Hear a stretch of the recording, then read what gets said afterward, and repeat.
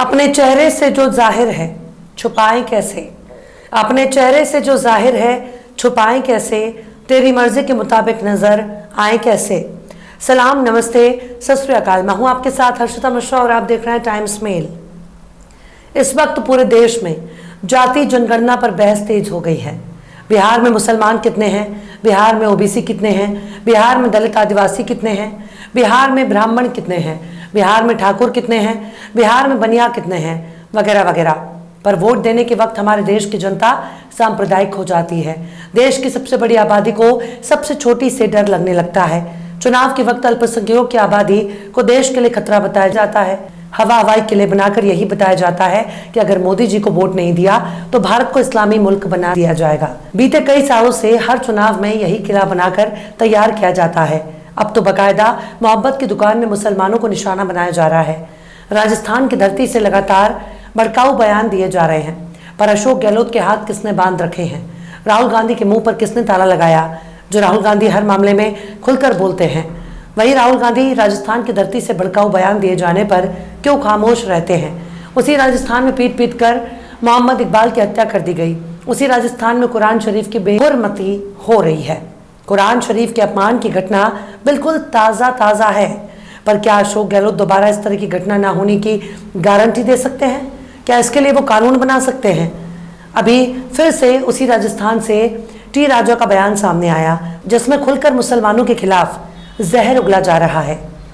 लेकिन क्या अशोक गहलोत की इतनी हिम्मत है कि वो टी राजा की जहरीली जबान पर रोक लगा सके? क्या अशोक गहलोत टी राजा को जेल में ठूस सकते हैं? शायद नहीं, क्योंकि उनकी सरकार खुद को भाजपा से ज्यादा कट्टर हिंदू दिखाने की होड़ में लगी हुई है। कांग्रेस की सरकार को खुद को बीजेपी से ज्यादा कट्टर हिंदू साबित करने में लगी है, और ऐसी सोच के साथ खुद को गांधीवादी कहना बेमानी है। ऐसी सांप्रदायिक सियासी सोच गोडसेवादी होती है। पर माफ कीजिए राहुल गांधी, आपसे ये उम्मीद ना थी कि आपकी सरकार बीजेपी से भी ज्यादा खतरनाक साबित होगी। उसी राजस्थान में खुद देश के प्रधानमंत्री भड़काऊ बयान दे आए, और उसी राजस्थान में टी राजा लगातार भड़काऊ बयान दे रहे हैं। उसी राजस्थान में साध्वी प्राची भड़काऊ बयान दे चुकी हैं। उसी राजस्थान में हेमंत बिस्वा शर्मा भड़काऊ बयान देते हैं। उसी राजस्थान से बागेश्वर वाले धीरेन्द्र शास्त्री भड़काऊ बयान देते हैं। उसी राजस्थान से के बाद एक लगातार भड़काऊ बयान मुसलमानों के खिलाफ दिए जाते हैं। मुसलमानों को मारने, काटने, हत्या करने के बयान दिए जा रहे हैं, पर अशोक गहलोत मोहब्बत की दुकान से जाकर बैठे हैं। राहुल गांधी दुकान की फ्रेंचाइजी खोल रहे हैं, पर इस दुकान की हालत बद से बदतर हो रही है। क्या अशोक गहलोत इस बात की गारंटी दे सकते हैं मोहम्मद इकबाल की हत्या राजस्थान की धरती पर होने वाली आखिरी हत्या होगी? क्या राहुल गांधी इस बात की गारंटी दे सकते हैं कि उनकी मोहब्बत की दुकान में भड़काऊ बयान अब नहीं दिए जाएंगे? क्या कांग्रेस इस बात की गारंटी दे सकती है उनके राज्य सरकारों में नफरती चुनटों को जेल में डाला जाएगा, उनको सजा दी जाएगी, उनके खिलाफ आतंकवाद की धाराओं में केस दर्ज किया जाएगा? क्योंकि जैसा हाल राजस्थान में देखा जा रहा है, लगभग वही हाल कांग्रेस के हर राज्य में है। कांग्रेस के राज्य में भड़काऊ बयानों पर केस दर्ज भी होता है, उनके खिलाफ एक्शन नहीं होता। आखिर ये कैसी मोहब्बत की दुकान है? राजधानी जयपुर में एक मुस्लिम लड़की को पीट पीट कर मौत के घाट उतार दिया जाता है। बहाना लगता है कि इकबाल की बाइक दूसरे के बाइक से टकरा गई थी, पर जिसकी बाइक से टकराई थी वो चला गया, लेकिन जिस भीड़ ने इकबाल की हत्या की है, मोहम्मद इकबाल ने उनका क्या बिगाड़ा था? मॉब लिंचिंग कहीं भी होती है, उसके लिए एक बहाना तैयार होता है। कहीं बेटी भगाने के इल्जाम में मार दिया जाता है, कहीं बाइक चोरी के इल्जाम में मार दिया जाता है, कहीं बच्चा चोरी के इल्जाम में मार दिया जाता है, कहीं टोपी लगाने के इल्जाम में मार दिया जाता है, कहीं गाय चुराने के नाम पर मार दिया जाता है, कहीं गौहत्या के इल्जाम में मार दिया जाता है, कहीं मंदिर का प्रसाद खाने के इल्जाम में मार दिया जाता है। मतलब कत्ल करने के लिए बहाने की कमी नहीं है। क्या इंडिया गठबंधन बता सकता है अब तक जितनी भी मॉब लिंचिंग हुई है, अब तक जितनी भी दंगे हुए हैं, शोभा यात्रा के नाम पर अब तक जितनी भी हिंसा हुई है, उसमें कितने ब्राह्मण शामिल थे? उस कातिल भीड़ में कितने ठाकुर थे? उस कातिल झुंड में कितने बनिया थे, कितने ओबीसी थे, कितने दलित थे? इन मुद्दों पर भी जरा बात करके देख लीजिए। पर हालात बता रहे हैं कि मोहब्बत की दुकान का पलीता लग चुका है। हालात बता रहे हैं कांग्रेस सरकार गेरुआ टोले की पहली पसंद बनती जा रही है। हालात बता रहे हैं कि कांग्रेस ने किस तरह से गेरुआ टोले को कुछ भी करने की आज़ादी दे रखी है। हालात बता रहे हैं कांग्रेस की सरकार नफरती चुनटों की मुहाफिज बन चुकी है। आखिर कैसे नफरती चुनटों की पसंदीदा सियासी पार्टी बन चुकी है कांग्रेस? बताएंगे आपको और भी बहुत कुछ। लेकिन आप अगर हमारे चैनल पर नए हैं और पहली बार हमारी वीडियो को देख रहे हैं तो आप हमारे चैनल टाइम्स मेल को सब्सक्राइब कर लें, वीडियो को लाइक कर दें और बेल आइकन का नोटिफिकेशन बटन भी प्रेस कर दें ताकि बिना देरी हमारी हर खबर आपको मिलती रहे।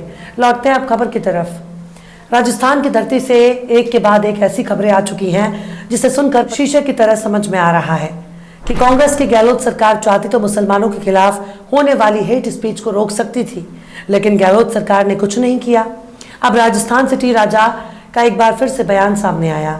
इस बयान को ऑल्ट न्यूज के पत्रकार मोहम्मद जुबैर ने ट्विटर पर शेयर किया और बाकायदा राजस्थान पुलिस को टैग करके इसके खिलाफ एक्शन लेने की मांग की है, जिसमें मोहम्मद जुबैर ने टी राजा के बोले गए शब्द को लिखकर बताया कि उसने अपनी जहरीली जबान से क्या कहा। मोहम्मद जुबैर ने वीडियो को शेयर करते हुए लिखा कि राजस्थान में तेलंगाना के विधायक टी राजा सिंह का नफरत भरा मुस्लिम विरोधी भाषण, अगर कोई भी पाकिस्तानी हमारी एक बहन को ले जाता है तो इनकी 10 बहनों को हम लेना चाहिए। टी राजा आगे ये भी कहता है कि उसका ये बयान सिर्फ पाकिस्तानियों के लिए नहीं है, वो कहता भी है कि ये सिर्फ पाकिस्तानी मुल्लों को नहीं, आप समझ सकते हैं ये इशारा किधर जा रहा है। मतलब वो खुलकर समझा रहा है कि उसका बयान किसके लिए दिया जा रहा है। जुबैर ने राजस्थान पुलिस और भीलवाड़ा पुलिस को टैग करके कहा कि क्या इनके खिलाफ एफआईआर होगी।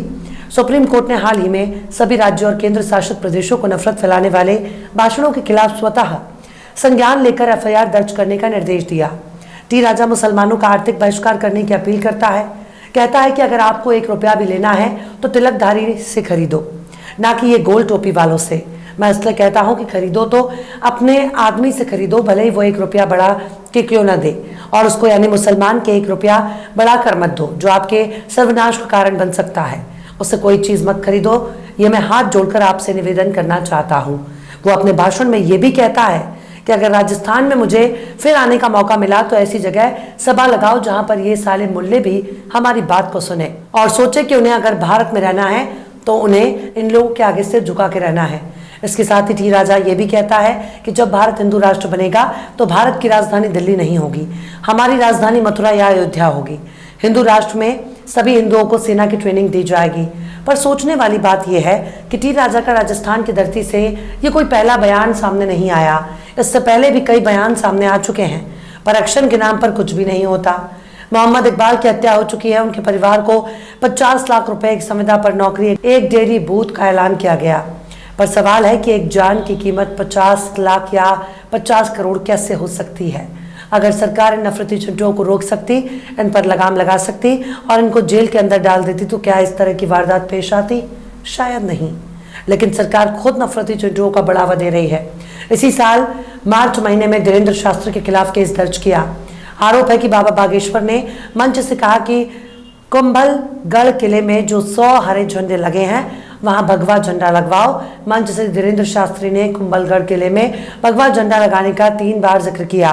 पुलिस ने धीरेन्द्र शास्त्री के इसी बयान को लेकर उन पर केस दर्ज किया है। कार्यक्रम में धीरेन्द्र शास्त्री ने कहा कि डरते तो हम किसी के बाप से भी नहीं हैं, डरते तो वो हैं जो बुज़दिल होते हैं। हम तो वो हैं जो कुंभलगढ़ किले में भी भगवा झंडा लहराकर मानेंगे।